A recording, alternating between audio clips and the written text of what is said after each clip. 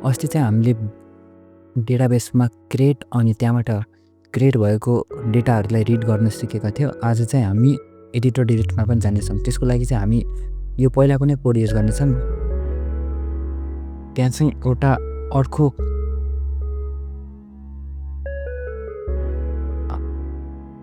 Sorry mistake,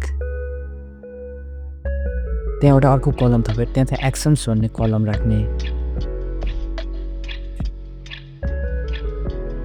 actions and एउटा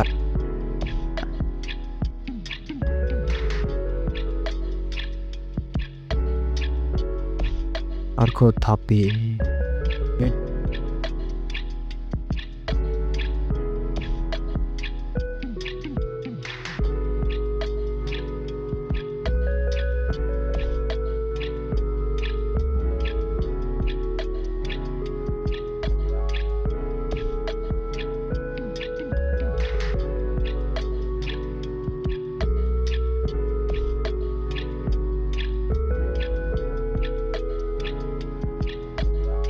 त्यसलाई नै हल्का मोडिफाई गरेर यहाँ एउटा कलम चाहिँ थपे। लेट्स सी हामीले यो कसरी देख्छौँ भनेर आजको खोलिहालौँ। CRUD 2 results, yes we see actions। न अब एक्सन्स भित्रको चाहिँ कोड देखौँ। एक्सनमा चाहिँ पहिला एउटा एन्ड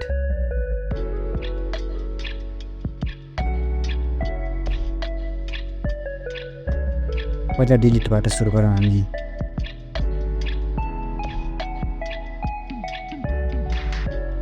सुरुमा त हाम्रो यो जुन सधैँ दिइरहेको छ यो इन्क्लुड भन्ने, सुरुमा त डेटाबेस कनेक्ट हुनु पर्यो। एन्ड देन अब चाहिँ आइडी हामीले पास गरेको छौँ कि नै, इफ आइडी चाहिँ सेटमा छ कि छैन, एन्ड द्याट इज हामी डुइङ, त्यो चाहिँ हामी गरिरहेछौँ गेट मेथडबाट, मिनिङ त्यो चाहिँ हाम्रो युआरएलबाट आउँछ।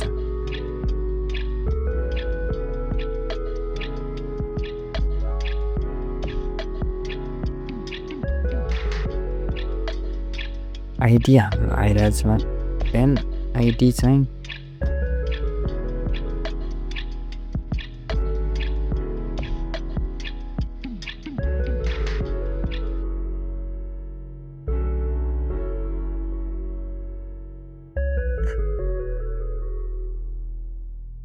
सो अब एडिटको पार्टमा चाहिँ मैले एउटा फङ्सन लेखेको छु जसको काम चाहिँ यो हो कि सुरुमा चाहिँ लाइक हामी पहिला यसको एचटिएमएल पार्टबाट सुरु गरौँ। यो चाहिँ एउटा सिम्पल फर्म हो जसले चाहिँ आफैलाई नै इनिसियलाइज गर्छ, सरी यो किन भने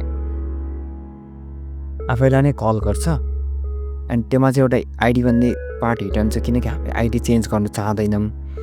एन्ड यो एउटा युजर नेम अर्को इमेल र भ्याल्युमा चाहिँ हामीले यो राखेका छौँ किनकि योमा भ्याल्यु भन्नाले चाहिँ डिफल्टमा योमा के प्रिन्ट भएर आओस् त्यो चाहिँ हामीले यो गरेको छ दुईटैमा।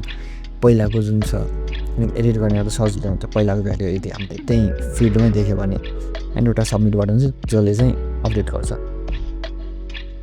अब चाहिँ यसको लजिक मतलब कि पिएचपी पार्टमा जाऊँ।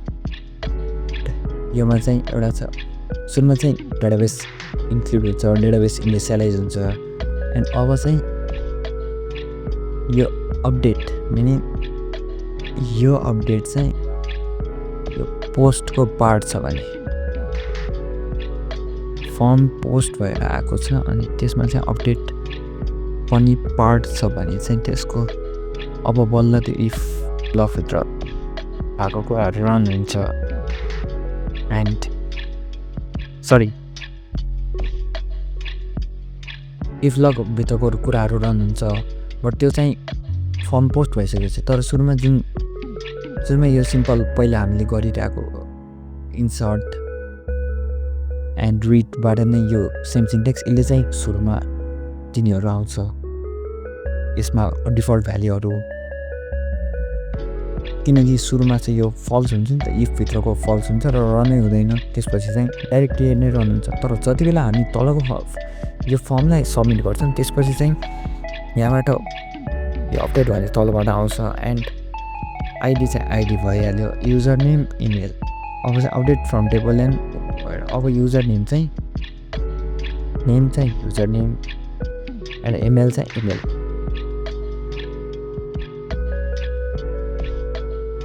अब चाहिँ यो कनेक्सन र एसक्युएल रन हुन्छ, त्यसको रेकर्ड अपडेट भयो कि प्रब्लम भयो भनेर त्यसपछि कनेक्सन क्लोज हुन्छ, same as you did before.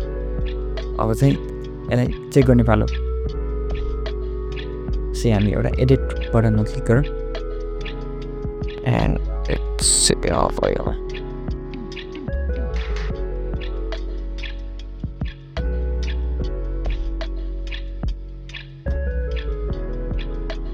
Update त भयो, तर हाम्रो अपडेट पनि भयो। सो एडिट डिलिट पुरै सिस्टम नै चलेको छ। अब चाहिँ हामी नेक्स्ट भिडियोमा चाहिँ अब अथेन्टिकेसन पार्ट कसरी बनाउने भनेर डिस्कस गर्छौँ होला सायद। त्योभन्दा पनि केही इम्पोर्टेन्ट आयो भने चाहिँ हामी त्यो भिडियोमा गर्नेछौँ।